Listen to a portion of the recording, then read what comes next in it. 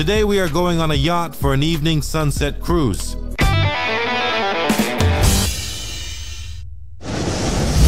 The excursion starts with picking us up from the hotel, and we go to the pier where the guide meets us, and after the whole group is gathered, we go to get on our yacht. The yacht is small. There are not many people here, 20 people at most. There is a place to sit in the shade around the table in the fresh air or in a small cabin.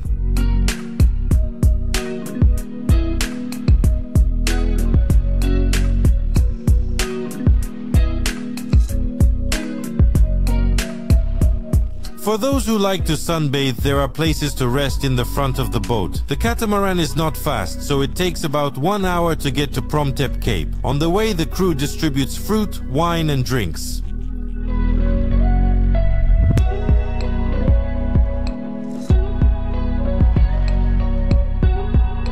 On arrival at Promtep Cape, we stop and enjoy the sunset views for about half an hour. Those who wish, of course, can take unforgettable photos here as a souvenir.